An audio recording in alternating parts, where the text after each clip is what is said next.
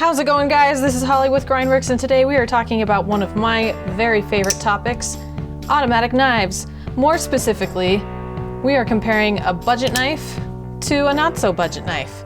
So let's start with the Delta Force. This is 30 bucks on the website right now, like one of the cheapest automatic knives that you can get, at least the ones that are full size. So we've got an overall length of 7.75 inches. This blade is 3.375 inches. This is 440A steel.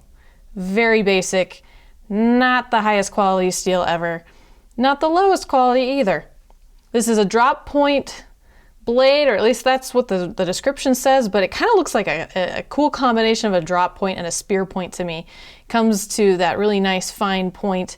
It's got this sort of swedge going on the top side of the blade there.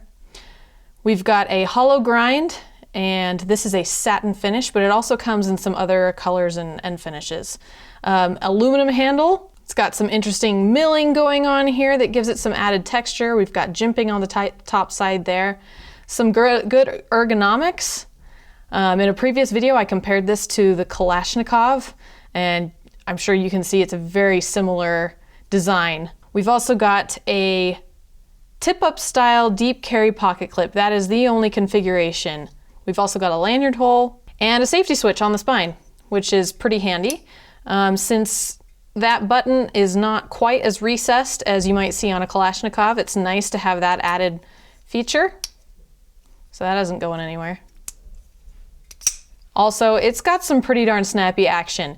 Is it as snappy as the Kalashnikov? No, but it's pretty darn close.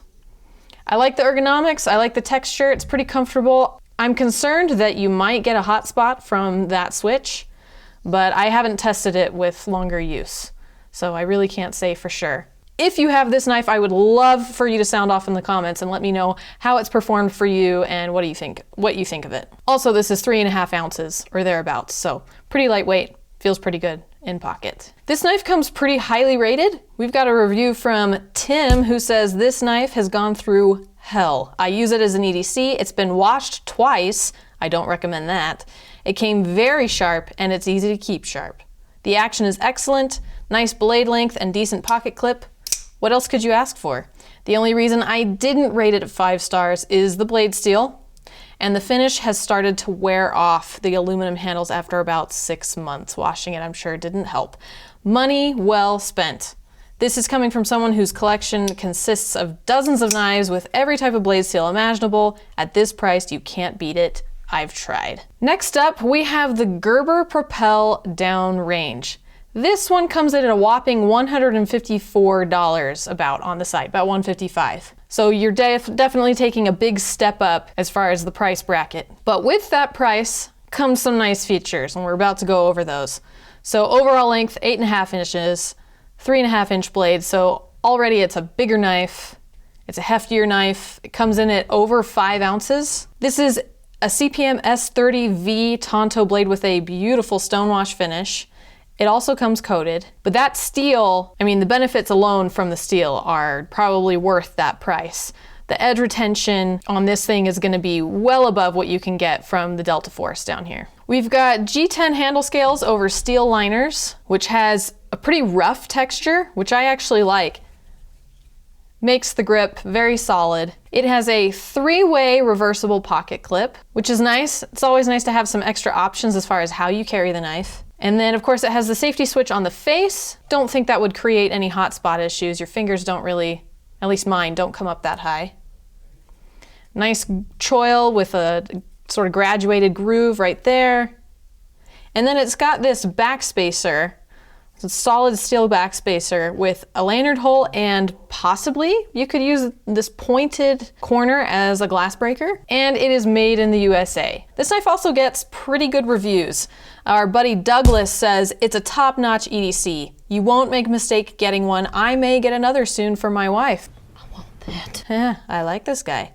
Also, good price for this very reliable auto. Hammer hard opening, rugged, and the blade is scary sharp. Excellent jeans pocket clip, blade locks safely and easily.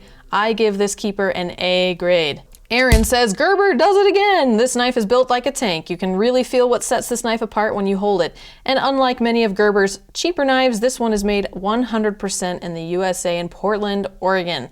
I love the way Gerber stands behind their products. I bent and then broke the pocket clip on mine. All I had to do was call. They sent me 2 new clips, new screws, a little installation tool, and a vinyl Gerber sticker. Those guys are the best, and so is this knife. So really glowing reviews for this knife. People seem to be pretty satisfied with the performance, the quality, and of course, you get the benefit of a company that stands by their product and will help you out if anything goes wrong, at least according to what we've heard. So that's pretty cool. So when it comes to choosing between these knives, it really comes down to, you know, what's your preference? What's your philosophy when it comes to buying knives? Personally, I don't like to spend a bunch of money on knives. And I mean, 150 bucks for a knife is actually not that much. We all know that there are knives out there that are well above that price. And I think that for that price, what you're getting is pretty darn good. But I think that for 30 bucks, given the action that the Delta Force has and everything that it does offer, like, I just can't see myself spending 150 bucks on this one. And one really important point, when it comes to purchasing an automatic knife, like steel and, you know, the materials and everything they use and the configuration and all of that, the design, yeah, those things are all important. But one of the reasons you want an automatic knife is for that action. You want it to snap open quick, fast, hard. I mean, it's half the attraction of getting an automatic knife, in my opinion. The Propel just doesn't hit as hard, despite being a more expensive knife. I mean, it comes open fast and hard. I gotta be honest, just in getting ready for this video, it misfired a couple times while I was fiddling around with it. Haven't yet had a misfire from this one. And you can hear, I mean, you can hear the difference. So for me, I'm gonna go with the Delta Force. So which would you choose? Would you rather save on something that, you know, gets the job done and has that sweet, sweet snappy action? Or would you rather spend a little more for higher quality and some added perks? The choice is yours. So let the debate begin. Let me know in the comments what you think. If you own either one of these knives, definitely give us a holler and let us know what you think. If you liked this video, make sure to give it a thumbs up, subscribe, and hit that notification bell so that you're the first to know when a new video arrives. I'll have links in the description to both of these knives. You can also hop on to grindworx.com because there's way more where these 2 knives came from. So spend some time on the site, join our email list. Every time we have a sale or something new pops up, that's the best place to find it. Thanks again for watching, guys. We'll see you next time.